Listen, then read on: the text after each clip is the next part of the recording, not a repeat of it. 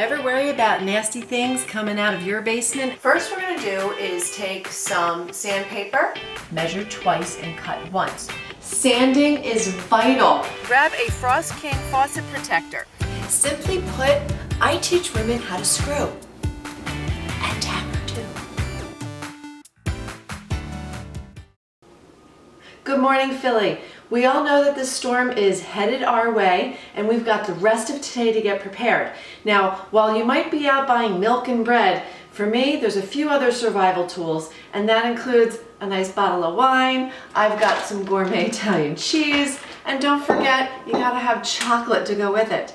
But when it comes to the serious things that you need to do to prepare for the storm, it goes beyond hitting the grocery store. There are a few DIY things that you need to do around the house to keep your family safe. This snow is talking about losing power with ice and heavy snowfalls on power lines and strong winds. So the power loss is probably more of a threat to us than the actual snow itself. When it comes to shoveling, make sure that you've got a good shovel. I love the one that's got the little crook in the handle, takes the stress off your back. Make sure you listen to your body. If you are stressed, heated, your breathing becomes labored, or you have any chest pain, this is the former nurse in me talking, make sure you stop and seek medical help. No heart attacks over snowfall. Now, when it comes to keeping that house safe, one of the most important things you need to have is Pico's number. This is important because when the power goes out, you need to call Pico and let them know yours is out, because if it's not reported, they don't know where to go to help. So make sure you call. Again, the number is 1-800-841-4141. Put this in your cell phone now or write it down so you've got it handy. Now, when it comes to those cell phones and other electronics, make sure you're keeping them charged as much as possible throughout the storm, so if you lose power, they're ready to go and fully charged. But you want to make sure that you have a cord to charge it in your car, and that you've gotten gas today, and that your car has a full tank so that you can charge outside. Remember, sometimes we've lost power for a week in the eastern coast from bad storms, so you want to be ready. Flashlight, make sure you've got working flashlights and batteries. Candles.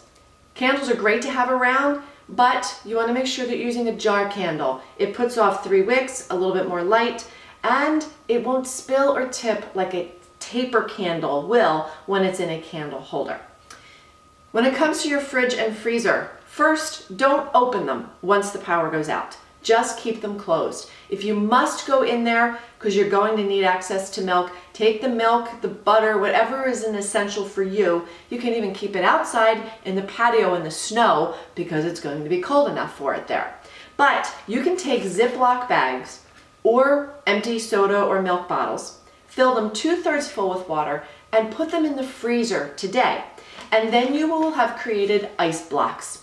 And these ice blocks can be put immediately into the refrigerator when the power goes out. And now you've created a cooler in your refrigerator with these extra ice blocks. Now put the ice blocks in a tray or in a bowl, so when the condensation happens, you don't have a big drippy mess in the fridge. But it's a way for you to make your own ice packs to get that fridge content to last longer. A full freezer can go 48 hours without power. A fridge, you're pushing about 12. So you want to make sure that you pack the fridge and the freezer and get the perishable things all the way to the back. Leave the condiments on the door, but you want to get the milk, meat, cheese at the back of that refrigerator. Now, when it comes to keeping warm when the power is out, fire is a great idea. You've got door flames, you've got natural wood in your fireplaces.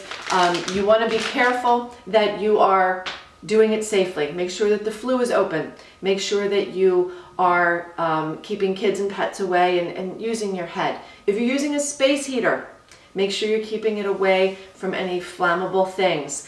Maybe you're running that heater off of a generator. When it comes to generators, make sure they're outside. Make sure that there is ventilation around them, and make sure that they are not in an area that the exhaust fumes can be sucked back into your house. When it comes to fumes, you want to make sure that you have a carbon monoxide detector that is working in your home. Also want to make sure that you have a working smoke detector. The last thing anybody needs is a fire or gas smoke carbon monoxide issue in your home when there's a foot of snow and the emergency crews can't get to you quickly.